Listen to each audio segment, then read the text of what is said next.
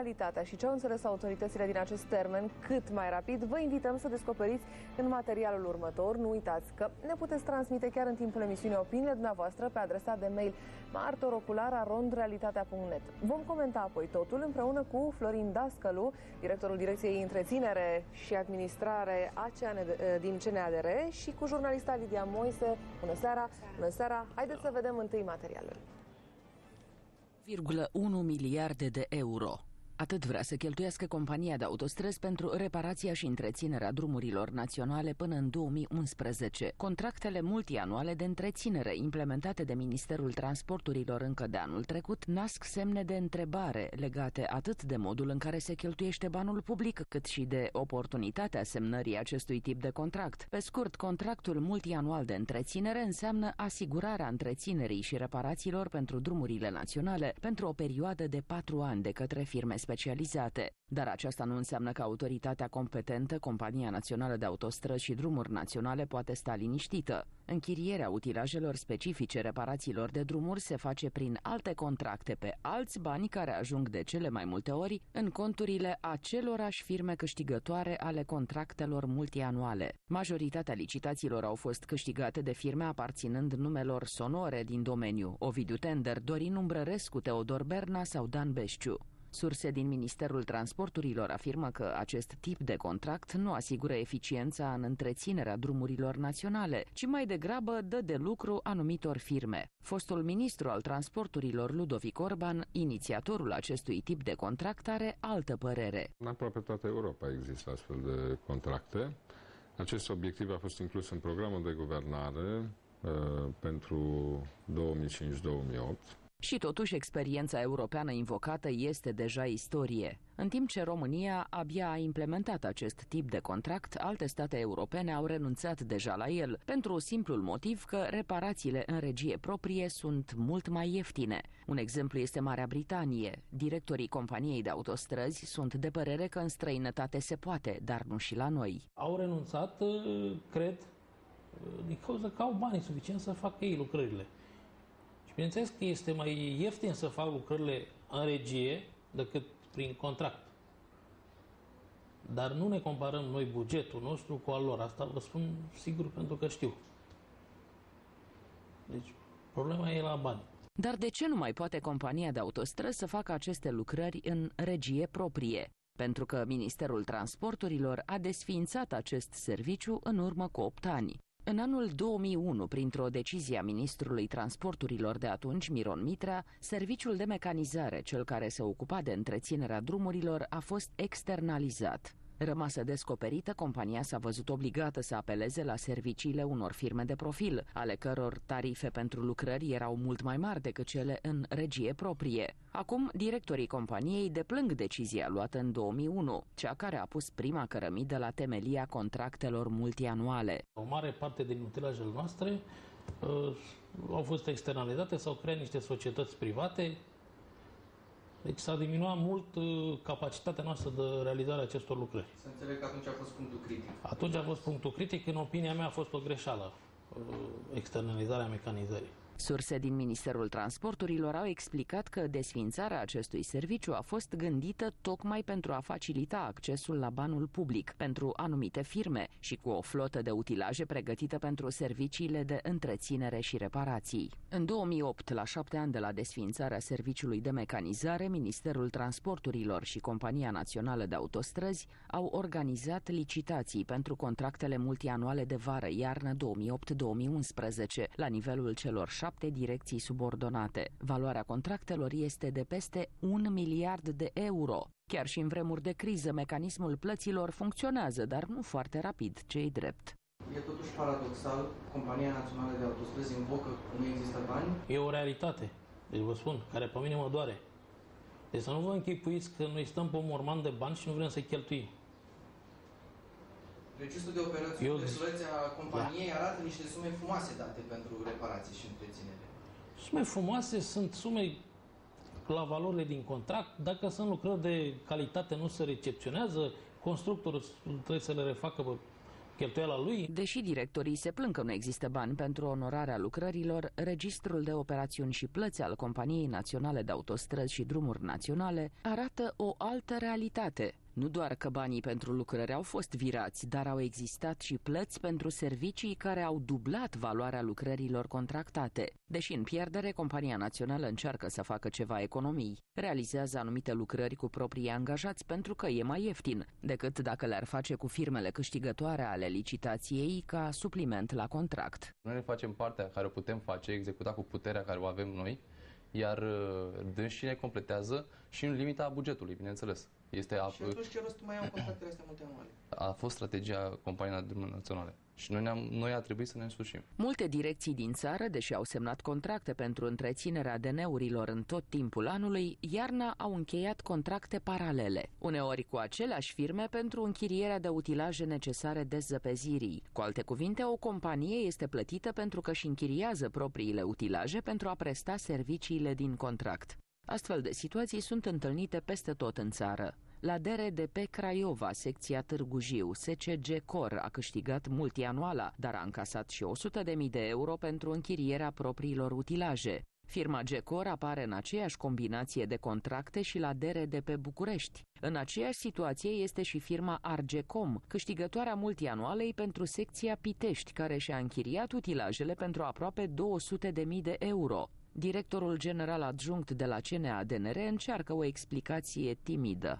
Nu cred că, în afară de contractele pe multianuală, la DRDP Craiova, la SDN Târgu Jiu au fost închiriate utilaje în alte condiții decât cele de pe întreținerea multianuală. La Craiova este posibil ca situația pe care dumneavoastră mi-o semnalați să fie plăți întârziate. Am avut datorii pe care, referitoare la, de exemplu, la iarnă, abia de 2 zile am reușit să le achităm și să fie plăți întârziate. Și cu toate acestea, directorul de la companie este obligat să recunoască. La nivel național, cea mai importantă afacere a făcut-o firma lui Dorin Umbrerescu, UMB Spedition. Deși a câștigat contracte de 400 de milioane de euro pe o treime din totalul drumurilor naționale, firma lui Umbrerescu a mai câștigat o licitație în valoare de peste 400.000 de euro prin negociere fără anunț de participare. Cristian Duică susține că acest contract a fost semnat pentru a asigura dezăpezirea în iarna trecută după ce au existat contestații la contractul de multianuală. În contractele care au fost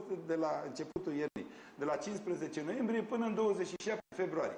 Până în 27 februarie s-a lucrat pe soluția pe care ne-a dăduse nouă CNSC-ul, s-a încheiat cu firma care a câștigat licitația. Dar ea a fost contestată apoi la Curtea de Apel și noi n-am putut să încheiem definitiv acest contract. Deși reparațiile și întreținerea efectuate de firme în cadrul contractelor sunt destul de scumpe, calitatea lucrărilor lasă de multe ori de dorit. De exemplu, directorul Direcției de Drumuri și Poduri Constanța a motivat că, în absența unui supraveghetor din partea companiei, constructorii fac de multe ori treabă de mântuială. Când ai în curte pe cineva și nu-i spui și ce să facă și cum să-l urmărești și cum să ai pretenții, sigur că acea persoană se consideră îndreptățită să facă ce vrea. Un exemplu ar fi lucrările pe drumul național 22, care leagă Constanța de Tulcea. Compania a constatat că lucrările sunt făcute de mântuială, reparațiile au fost reluate de constructor, dar pe vreme de ploaie și fără un supraveghetor din partea CNADNR. Adică cine dă banii nu se interesează ce se întâmplă, că doar sunt banii noștri ai tuturor și dacă mai dăm cu mașina în câte o groapă, nu mai are nicio importanță, o mașină mai puțin. Cineva îi verifică pe cei de la... Bineînțeles, bineînțeles. Dumneavoastră aveați acolo un om? Era obligatoriu să fie un om acolo al nostru. Nu e neapărat obligatoriu să fie un om tot timpul, 100% din timp, dar este un om care îi are sub observație. Și acolo era? Nu știu. Ar fi trebuit să existe. Deși compania de autostrăzi face plăți de sute de mii de euro pentru diferite lucrări de întreținere și încheie contracte de alte sute de milioane, rețeaua de 16.000 de kilometri de drumuri naționale este departe de standarde. În acești 16.000 de kilometri, cam câți din ei au fost reabilitați? Păi, cred că undeva în jur la 3.800 de kilometri au fost reabilitați, dar asta începând de prin anul 93, când s-a început programul de reabilitare. Acum ne aflăm în etapa 6. Deci un ritm scăzut.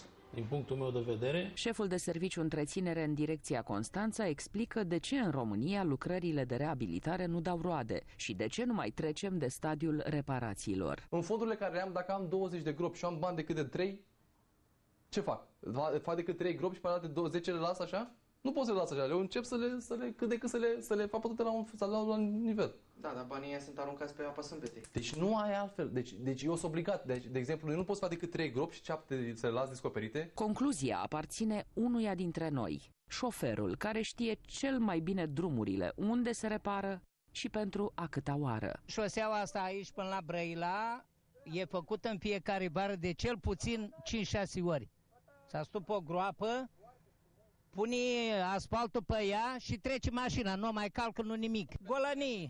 Golănii mari. Să ciordești banii, să... Despre drumurile noastre vorbim în această seară la Adevăr sau Provocare. Alături de mine, jurnalista Lidia Moise, bună seara din nou, și directorul Direcției Întreținere și Administrare din Compania Națională a Drumurilor. Bun venit! Întrebări o mulțime avem pentru dumneavoastră. Ați văzut materialul, aveți obiecții la ceva punctual din el? Că am văzut că v-ați făcut notițe pe parcursul materialului. Multe comentarii aș vrea să fac la materialul nostru. Avem timp. Da. Deci să începem cu începutul. În primul rând, dumneavoastră, prin toată această prezentare, subliniați faptul că acest mod de a contracta lucrările nu este corect, nu este în beneficiu utilizatorilor drumului și că, de fapt, s-a dorit noi nu am făcut nicio afirmație, noi. Dea de lucru la niște firme. Da, am prezentat declarații ale unor oameni. Vreau să vă spun că, tocmai pentru că capacitatea de lucru, deci numărul de utilaje disponibile pentru a efectua lucrările la periodicitatea stabilită de normative, lipsa sau deficiența în ceea ce privește personalul și în al treilea rând eficiența bugetului, da, ne-a condus, după o analiză complexă, să alegem această modalitate de contractare a lucrărilor de întreținere pe 4 ani. Vreau să vă spun că noi oricum făceam aceste licitații în fiecare an, pentru că nu aveam capacitate să facem toate lucrările în regie. În fiecare an făceam licitații cu contestațiile de rigoare și ajungeam să începem lucrările de asfaltare undeva prin luna septembrie, că se contestau, bugetul se dădea prin luna martie, termenul de 52 de zile prevăzut de ordonanța 34, da, mergeam undeva până luna iunie. N-au inventat-o românii, adică nu suntem noi inventatorii de drept ai licitației. Nu cred că peste tot în lumea asta, unde în toate statele civilizate vedem că au drumuri, da, dar și gropile sunt ultima lor problemă. Dar nu cred că în străinătate se contestă, așa cum se contestă la noi, firmele în dezavantajul utilizatorilor. Iertați-mă, dar eu cred că situația în care ajungeați dumneavoastră în fiecare an era legată de o lipsă de strategie, o lipsă de perspectivă clară pentru anul viitor. Pentru că, din câte știu eu, obiceiul este prost și obligatoriu te aduce aici, la contestarea licitației, la întârziere, la începerea lucrărilor foarte târziu. Ce ar fi dacă ați fi făcut, ce s-ar fi întâmplat dacă ați fi făcut aceste licitații cu un an înainte? Pe legea bugetului nu vă permite, doamna. Deci, bugetul ar fi trebuit să constatați ce se întâmplă. De finanțare asigurată. Și asta o ai în luna februarie-martie. Dar să aveați bugete și aveați niște cheltuieli pe care le programați și pe care presupun că le urmăreați cu mare strictețe. Doamnă, deci eu vă spun, să luăm lucrurile așa cum să nu le denaturăm. Deci bugetul îți vine în luna martie. Faci licitația și v-am spus, calendarul prevăzut de ordonanța 34 te duce la aceste termene. Intrați în cerc vicios. Deci oricum făceam licitațiile în fiecare an, asta vreau să vă spun. Faptul că le-am făcut pe 4 ani, am eliminat aceste contestații, în primul rând. În al doilea rând, în fiecare an, de exemplu, pe un sector de drum putea să fie o altă firmă. Și pentru ce buget faceți dumneavoastră pe 4 ani? Atunci cum aveți? Cum ați rezolvat chestia? Vă spun imediat. Deci avantajele contractării pe 4 ani sunt acestea. Deci începem lucrările la timp.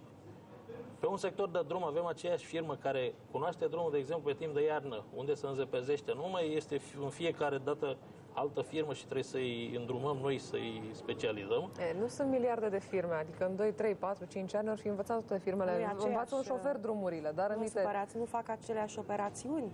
Deci fiecare sector de drum are o anumită configurație geometrică, da, se înzăpezește în anumite locuri, nu poate să înzăpezeze la fel. Satelit, deci, asta e metru unul. cu metru. În al doilea rând, v-am spus, Lidia, mai lipsa se pusese o întrebare bugetului. bună. Deci noi avem în fiecare an un buget asigurat, am avut de-a lungul timpului cam de 40% față de necesarul pe Deci care nu se îl poate reclamă face starea rețelei. Nu se poate face licitație cu un an înainte, pentru că nu permite bugetul, dar pe 4 ani înainte se poate? Păi, dovadă că se poate și legislația a permis pentru că s-a făcut. Păi, nu ar fi o soluție să se facă în fiecare an licitații și firma aceea să știe de cu un an înainte eu am câștigat tronsonul respectiv și mă ocup de el. Nu știu, mă întreb, nu ar fi mai simplu? Legislația are această posibilitate de contractare pe o perioadă de 4 ani, contracte multianuale cu contract subsecvent în fiecare an, adică în funcție de bugetul care îl ai, atâta lucrări poate să facă. Câte contracte au fost până acum anulate? Din cauza serviciilor prost prestate de către companiile care au luat contractele multianuale. A fost vreun contract contractele prevăd penalizări pentru categoriile de lucrări și un anumit punct de penalizare în cazul în care nu se face. Contractele au început în acest an. De fapt, licitațiile s-au făcut în anul 2008. Anul ăsta e primul an când se fac lucrări. Penalizări. Bun, haideți. Nu s-a reziliat niciun contract. Cât în materie de penalizări, ce penalizări au avut de plătit sau au de plătit firmele pentru lucrări prost executate? Au penalizări. Contractele sunt încheiate pe fiecare lot în parte. Asta înseamnă pe fiecare secție de drumuri naționale. Sunt 44 de secții. Dar sunt 44 Dar de aveți contracte. 3400 de angajați. Nu mi se pare că nu puteți urmări cele 44 de secții. Lucrările de întreținere cuprinde o gamă variată de lucrări. Lucrări la partea carosabilă, lucrări de asigurare a siguranței circulației. Păi dacă nu mă lăsați să vă explic... dar intrăm în niște tehnicalități și de fapt ceea ce noi vrem să știm este dacă ați calculat penalizări astfel încât să fi plătit acum mai puțin bani din contract din cei pe care aveați să-i returnați. Asta e o care a fost un efort. Nu să duceți discuția întrucât lucrurile stau cum stau. Unde vreau să ajung de fapt? Dumneavoastră sunteți mulțumit de cum arată drumurile pe care le au firmele acestea? Deci România are 200.000 de kilometri de drumuri publici. Compania Națională de Autostrăzi administrează aproape 16.000, ceea ce înseamnă 8%. Da? Și eu zic că drumurile naționale arată mult mai bine decât celelalte drumuri județene, care sunt administrate de Consiliul Județene, comunale de primării, dacă vreți să facem comparație, sau străzile din oraș. N-au avut nici banii dumneavoastră. Aș vrea să revin la începutul prezentării noastre, unde ați spus că peste 130 de ani se va face în urma unui studiu al Băncii Mondiale. Dar n-am inventat noi asta, cifra asta. Tocmai spun, da? Banca Mondială. Tocmai din această subfinanțare, datorită acestei subfinanțări, și termenul mi se pare aberant. Deci eu... Știți ce mi se pare mie ciudat? Avem criză, știm de criză de niciun an, da? Ne-a lovit criza. Până acum au fost bani. Până acum n-a fost niciodată. N-a ieșit niciodată vreun ministru să bată cu pumnul în masă și să spună n-am bani să fac drumuri, n-am bani să fac... Nu, cârpim pe aici, mai dăm un contract pe acolo, asfaltăm de 3 ori aceleași gropi într-un an ca să se strice și oricum dacă se poate le asfaltăm pe drum de ploaie. Poate vorbiți de alte drumuri, dar nu de drumuri naționale. Poate vorbiți de drumuri în orașe sau alte categorii de drumuri. Ceea ce mie mi se pare în condițiile în care spuneți că aveți doar 40%, deci mai puțin de jumătate din necesarul de fonduri. Am două întrebări asupra cărora aș dori un răspuns sincer. Înțelegeți? Prima întrebare se referă la totala lipsă de eficiență a gestionării banilor europeni. Știu că aveți o divizie construită în urmă cu câțiva ani. Nu lucrăm cu banii europeni, doamnă. Banii europeni sunt pentru proiecte, pentru contracte de reabilitare. Deci nu puteți să folosiți niciun ban pentru întreținerea autostrăzilor sau... Nu, doamnă, deci nu sunt pentru din fondurile de coeziune. Deci nu să vă ocupați strict de întreținere. Exact. Bun. Atunci, dacă e vorba doar de întreținere... Sunt contracte de întreținere. Nu, subiectul este eu așa am înțeles, dacă este alt. Și refuzați, vă deranjează că extinde puțin? Nu, dar v-am spus că pentru întreținere nu se folosesc fonduri europene. Bun. Atunci să revenim la întreținere. Aș vrea să înțeleg și să-mi explicați foarte clar de ce este necesar ca pentru ceea ce se întâmplă iarna, întreținerea pe timp de iarnă, trebuie să apară un alt contract. Dar ce? Când facem contractul cadru pe un an de zile, nu știm că o să vină iarna și că o să avem nevoie? Mă lăsați să vă răspund. Da, vă rog. De situația asta și din material a fost la DRDP Iași, unde contractele de multianuală au fost contestate. Deci raportul procedurii pentru 5 loturi din 9. A fost și la Craiova, dacă mi amintesc. Nu vă amintiți bine. Și a trebuit, pentru că venea iarna, rămâneam descoperiți pentru activitatea de zăpezire. Și atunci s-a făcut... N-am înțeles, cum adică? Păi, nu trebuia asigurată activitatea de dezăpezire și pe loturile, respectiv secțiile care a fost contestată? Licitația de multianuală? Și să înțeleg că numai acolo au apărut probleme la locurile unde nu fost acolo. Deci acolo a fost situația de care amintește doamna. Deci de care a amintit materialul pe care l-am urmărit. Exact. Aha. Deci în rest nu s-a pus problema unei alocări noi de fonduri pentru același contract, pentru a realiza performanțele care trebuie. Deci unde a fost contract de întreținere multianuală, nu a mai fost un alt contract pentru același tip de închiriere de utilaje, cum ați prezentat în material, sunt sigur, în paralel, deci ca să facă o plată dublă. Până la urmă, am văzut și în material, și bănuiesc că sunteți de acord cu mine, există lucrări pe care le face până la urmă CNADR-ul, lucrări care sunt plătite către firme, de care trebuie să ocupe firmele care câștigă aceste contracte. Până la urmă și CNADR-ul acoperă din ceea ce nu fac firmele. Greșesc? Nu greșiți.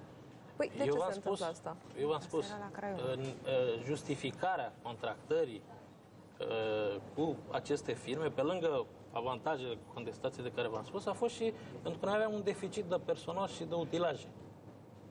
De exemplu, vă dau un exemplu. Norma europeană este de un om pentru administrare de 0,3 între 0,5 și 0,7 om pe kilometru. Și firmele acestea v-ați asigurat că respectă norma europeană? Că e o întrebare la care vreau răspuns. Cu salariații noștri avem un procent, o normă de 0,3 om pe kilometru. Norma europeană este între 0,5 și 0,7 odată. E destul de apropiată, să știți. Da, e dublu, adică la jumătate. E destul de apropiată. Da. De exemplu, unimoguri. Noi avem 136 de unimoguri, ceea ce înseamnă un unimog la 140 de kilometri. În Europa se folosește un unimog ce înseamnă asta, la 40 de kilometri. Vă spun imediat.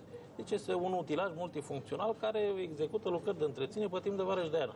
Deci noi avem un unimog la 140 de kilometri, norma europeană este de un unimog la 40 de kilometri. Da, cam de 3 ori mai puțin. Mai puțin. La autofreze, de exemplu, noi avem 94 de autofreze rusești.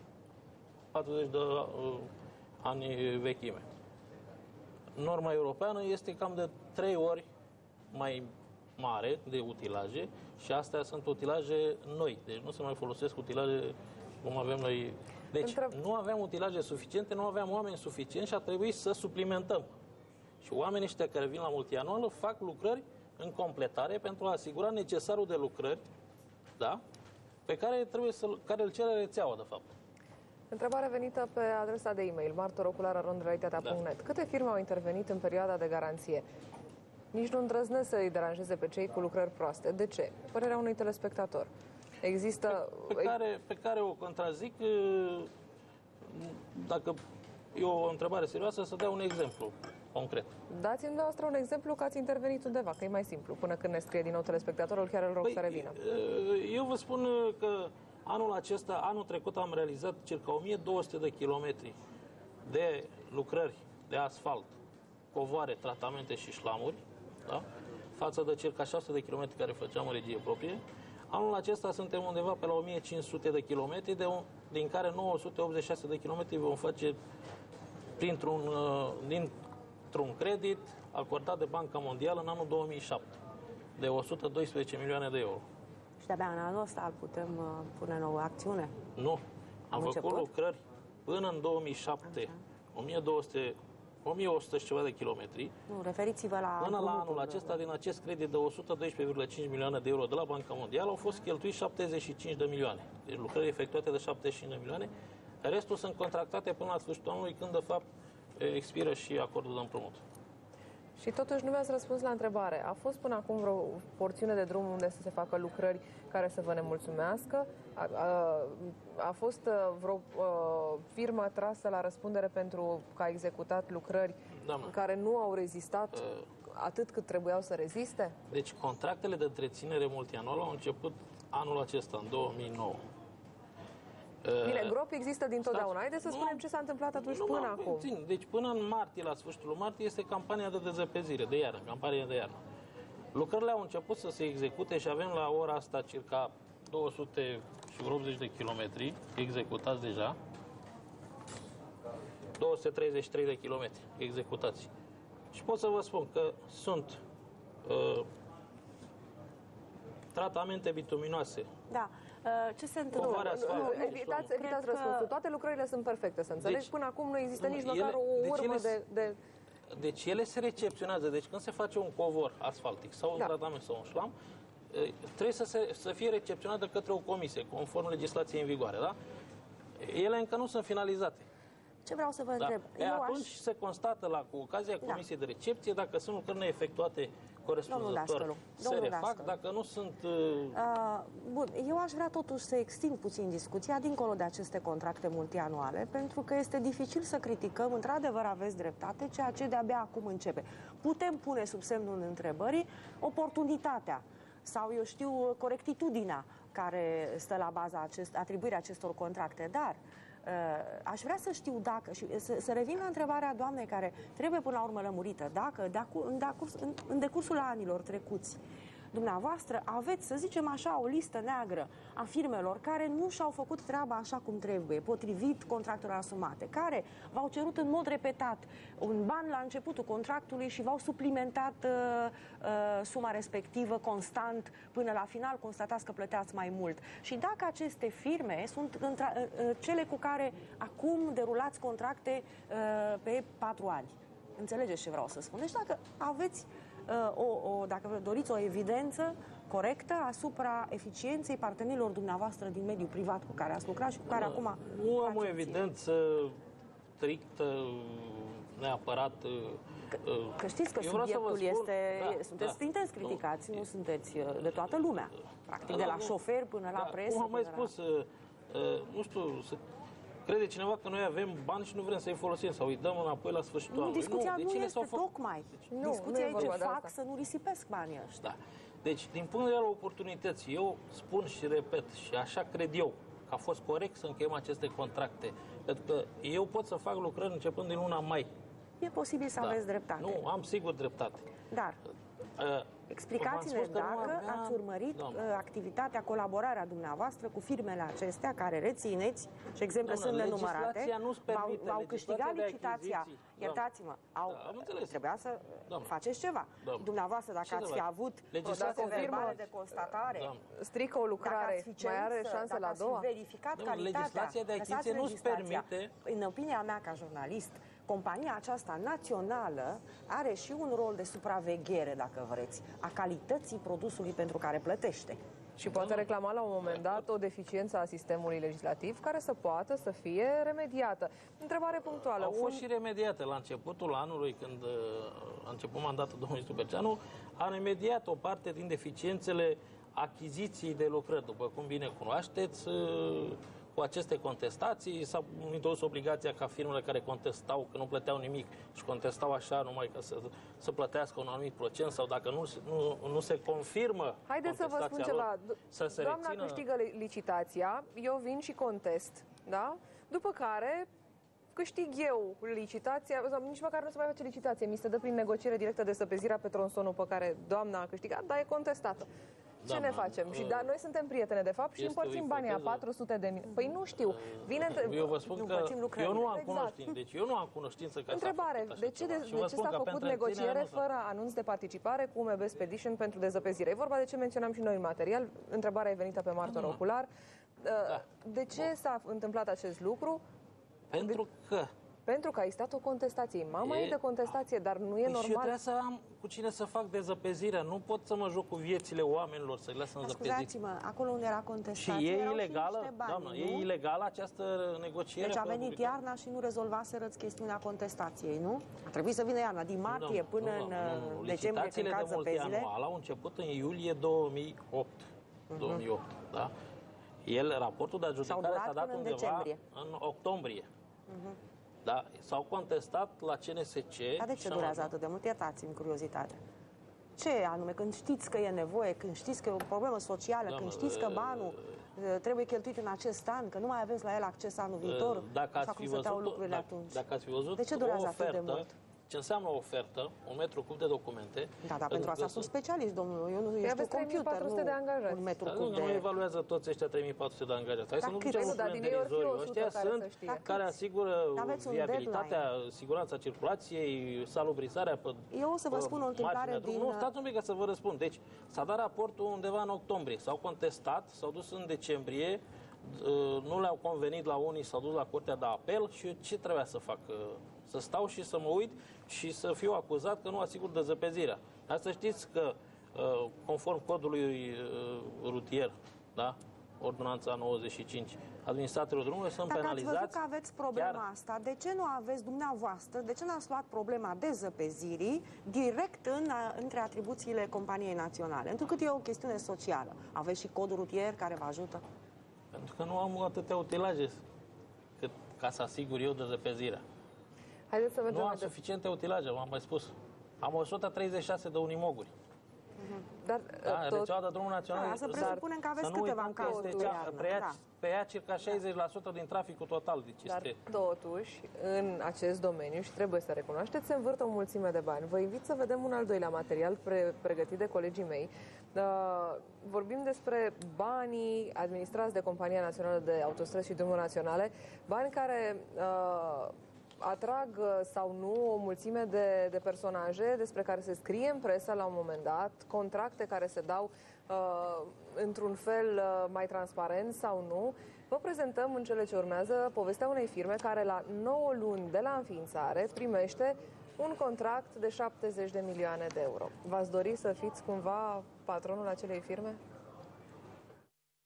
Paul Tucan a fost numit șef la Direcția Regională de Drumuri și Poduri Constanța în mai 2007, numire care poartă semnătura ministrului transporturilor din acea vreme, Ludovic Orban. Venit din industria laptelui, lui Tucan au început să-i placă mult afacerile cu asfalt. Atât de mult încât, după 3 luni, rude angajați de-ai soției și subordonați de-ai lui Tucan de la DRDP Constanța au înființat firma Euroconstruct Consulting SRL.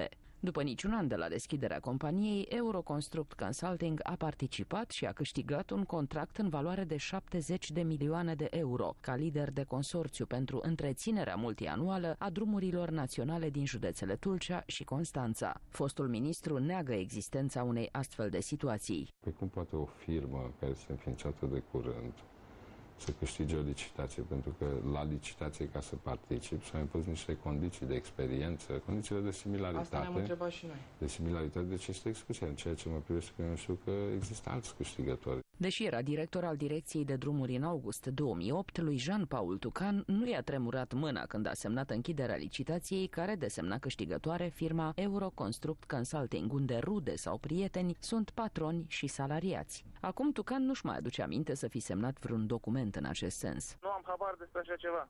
Păi, tocmai vă spuneam că ați semnat niște contracte. Afirmați dumneavoastră chestiunea asta? Păi eu am documentele în față, domnule director. Ați semnat contractele multianuale, acordul cadru și contractul pentru 2008-2009. Da, domnule director. Sunt semnate pe vremea când erați director la DRDP Constanța. Repet, sunt semnate de mine? Da.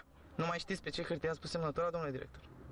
Cu siguranță. Firma câștigătoare are salariați foarte apropiați de Jean-Paul Tucan. Administratorul și fondatorul firmei este chiar finul fostului director al DRDP Constanța, Titi Melente. În fața camerei de luat vederi, cei doi s-au lepădat unul de altul. Pe domnul Jean-Paul Tucan îl cunoașteți? Nu. Nu știți cine este? E normal să auzim de dânsul, dar nu avem nicio legătură. Susțineți că familia Melente nu are nicio legătură cu dumneavoastră și că dumneavoastră nu aveți nicio legătură cu Euroconstruct Consulting. Bineînțeles.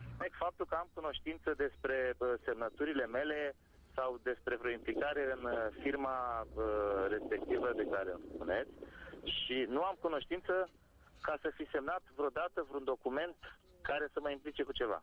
Punct. Dacă am semnat ceva, răspund. Dacă nu, la revedere. Legăturile dintre cele două familii sunt la vedere, însă Tucan i-a oferit soției lui Titi Melente domiciliu într-unul din apartamentele din Năvodari. Nu există niciun secret în această privință în cartier. Relațiile dintre cele două familii sunt cunoscute de toți vecinii, mai ales că Titi, care spune că nu-l cunoaște pe liberal, lucrează la una din firmele soției acestuia. Băi, Bogdan, ia spune și mie, la Tucan acolo, la noi la Masardă, cunoști familia Melente pe cineva? Melente Mirela? Dar spune ceva numele ăsta pe la voi, pe acolo, pe la Tucan, pe la garaj? Melente. Păi Titi lasă-l pe 78 Tito, ăla e finul, nu? Nu, finul e, bă, de treabă cunosc pe el. Lucrați aici la GTA? Da. Caut un domn Constantin Melente, Titi Melente. Da. Lucrează la dumneavoastră? E director la dumneavoastră? Da. Aici, e acolo. Mulțumesc frumos. Tucan nu s-a mulțumit să-l aibă doar pe finul său. Al doilea pion important în firma Euroconstruct Consulting este Marilena Dragnea, mâna sa dreaptă în timpul directoratului la DRDP Constanța. În iulie 2008, când s-au semnat contractele de întreținere multianuală, Marilena Dragnea era șef al Direcției de Achiziții Publice din DRDP Constanța, membru al Comisiei de Licitație, dar și cenzor la Euroconstruct Consulting. Legea incompatibilității interzice unui funcționar public să fie cenzor într-o societate comercială. Dragnea a refuzat să fie filmată, motivând că este în concediu medical. Nu lucrez, nu iau niciun ban de la Euroconstruct. Deci cenzorul supleant este pur și simplu o persoană care în momentul în care cenzorul plin nu își poate face treaba, este înlocuit de un cenzor supleant. Nu am stat de plată, nu am nimic. Chiar și dacă nu aveți un stat de plată, dumneavoastră prestați niște servicii în cazul în care ei au nevoie de ajutorul dumneavoastră. Nu vedeți nicio problemă în acest lucru? Nu, normal, nu mi se pare nicio problemă. Care este problema? Șefii de la București au o cu totul altă părere. Multianuala pe SDN Tulcea și SDN Constanța a fost câștigată de o firmă lider de consorțiu, unde lucrează o angajată a DRDP Constanța. Cum comentați acest lucru? Nu este în regulă și trebuie aplicată legea. Nu altbine. Deci nu e normal. Trebuie ori să renunțe la funcția de la DRDP Constanța, dar oricum e o ilegalitate, după părerea mea. Pe lângă Marilena Dragnea, printre cenzorii Euroconstruct Consulting mai figurează alte două persoane apropiate familiei Tucan. După ce reporterii Realitatea TV au început să se intereseze de firma rudelor și apropiaților liberalului, cei implicați au început să-și acopere urmele. Nu mai există nicio firmă, nimic. Ați vândut firma sau? Da, nu mai e. Am înțeles. Și ce servicii aveți prestați dumneavoastră? Nu mai e și s-a terminat. Vânzarea firmei Euroconstruct Consulting nu a fost operată încă la Registrul Comerțului, însă tranzacția a fost confirmată de patronul de la Tehnologica Radion, Teodor Berna, cel care a preluat-o. Surse din Ministerul Transporturilor au explicat că, fiind lider de consorțiu, firma Euroconstruct Consulting, prin câștigarea licitației, și-a asigurat o sursă de venit constantă din banii publici. Deși nu apare pe lista de plăți a companiei de autostrăzi, firma respectivă putea încasa bani pentru consultanță prin terțe firme care au prestat direct servicii. Am revenit în direct în studio. Spuneți-mi dacă vi se pare normal ce am prezentat în acest material, domnule Dascălu. Cred că pentru ca să te pronunți, trebuie totuși să ai toate elemente, toate documentele și sigur că așa cum au fost prezentate nu este în regulă, dar cred că sunt organe care au abilitate și au atribuții pe această linie care trebuie să verifice și să pronunțe. Nu sunt eu judecător. Ar trebui să se sesizeze cineva? Ar trebui să se sesizeze organele statului care pot să verifice modul în care au fost contractate, modul în care au fost semnate contractele. Miriam Moise, ce ne spune o poveste de genul ăsta despre tot ce se întâmplă în cadrul companiei? Pe parcursul diverselor mandate, pe parcursul diverselor orientări politice. Deci, odată că se întâmplă lucruri pe care le aflăm de-abia acum și să știți că de obicei le aflăm în momentele de schimbare politică, atunci când se încaieră unii cu alții și caută motive pentru ca să-l dea jos pe unul care este în fruntea companiei respective. Ca alminteri, timp de 4 ani. Informațiile pe care le primim de acolo sunt minimale. De altfel, informațiile pe care le dă compania sunt minimale. Încercați să căutați raportul de activitate pe anii trecuți, financiară. Câți bani am avut, câți bani am cheltuit, pe ce am cheltuit. Nu veți găsi așa ceva. Nu veți găsi așa ceva. De-abia anul acesta este trecut un proiect de buget în care se spune că se previzionează cât vom încasa și cât putem cheltui. Deci opacitatea acestei companii este de notorietate. Eu, ca jurnalist, m-am izbit, vă spun un lucru foarte simplu. Deci în tentativele noastre de a primi răspuns la niște întrebări, m-am izbit de, cum să vă spun, de o stâncă, deci de un purtător de cuvânt sau, ba nu, director îmi spunea al Departamentului de Comunicare, care îmi sugera să alcătuiesc întrebarea pe mail, să o trimit și să aștept 30 de zile. Și dacă nu primesc răspuns în 30 de zile la întrebări simple. Deci asta vreau să vă spun. Ei s-au protejat, nu s-a știut aproape nimic din ceea ce s-a întâmplat acolo. Nu, vreau să contrazic pe doamna Moise. Eu lucrez în compania asta și răspund aproape zilnic normal să apărați onoarea întreprinderii, ca să zic așa. Nu, de ce să vă eu răspund la astfel și primesc tot timpul de când, domnul, sesizări și întrebări de la diversi ziariști, de la diverse posturi de televiziune, de mult. De mult. Și nu cred că este așa de opacă cum a spus dumneavoastră. Poate a fost o situație în care v-a cerut sau v-a spus că vă dă 30 de zile. Și întrebări simple. Întrebare simplă. Poate aveți idee. E adevărat că Jean-Paul Tucan este anchetat de o comisie a CNADNR? Nu, este o comisie a CNADNR care face în mod curent un compartiment financiar de gestiune, controle la DRDP-uri și este și o astfel de comisie la DRDP Constanța. Dar nu cred că poate să-l ancheteze pe Jean-Paul Tucan, pentru că nu mai e salariatul DRDP-ului. Contractele pe care le-a lăsat în urmă. Contractele, da. Vă mulțumesc foarte mult. Discuțiile vor continua atâta vreme cât vom avea drumurile așa cum le vom avea și dacă este să ne luăm după acel studiu făcut nu de noi, ci de oameni cu mai multă experiență, mai avem 130 de ani la dispoziție. Vă mulțumesc. Nu, este o aberație acest termen de 130 de ani. Vă mulțumesc foarte mult. Așteptăm să demonstrați că nu este așa. Pornim. Banii se mai fac și cu drumul, să știți. Ne urcăm la volan, pornim la drum. Foarte bine, să știți. Vă mulțumesc pentru prezență. Doamnelor și domnilor, rămâneți în continuare alături de Realitatea TV. O seară bună!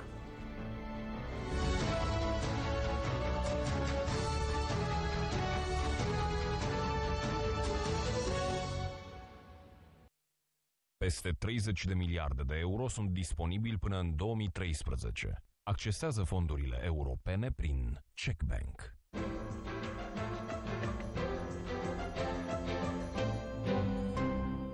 Accesarea fondurilor europene reprezintă o șansă reală pentru România de a depăși actuala criză economică. Agricultorii sunt printre cei mai importanți beneficiari. Banii pe care Bruxelles îi pune la dispoziția țării noastre sunt o oportunitate pentru cei care vor să facă agricultură la standarde înalte de calitate. În 2006 am făcut un proiect de 50.000 de euro, în 2008 am făcut un proiect de 250.000 de euro, în 2010 vreau să depun și să implementez, sau cel puțin să încep implementarea pentru un proiect în jur de 600-700.000 de euro. Sunt la al doilea proiect, am avut un proiect pe SAPARD, acesta este pe FADR, a fost depus în luna martie anul trecut, în 2008, în prima sesiune. N-a fost nici greu, dar nici ușor.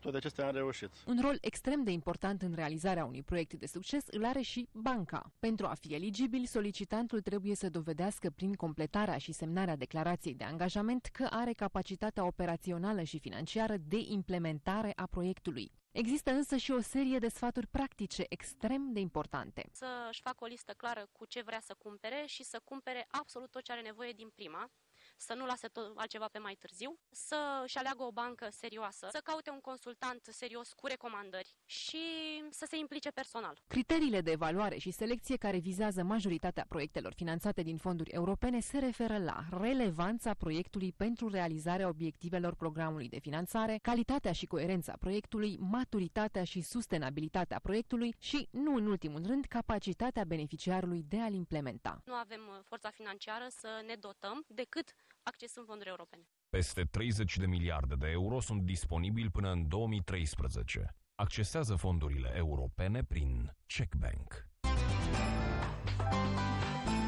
Procesul de desființare a agențiilor guvernamentale va începe prin desființarea Cancelariei Primului Ministru. Doar criteriul numeric este cel care... Cred că tocmai am trecut printr-un cutremur, l-am simțit și noi aici în studio. Probabil că în scurt timp vom avea și date despre intensitatea acestui cutremur. Acesta este lanțul pe care Traian Băsescu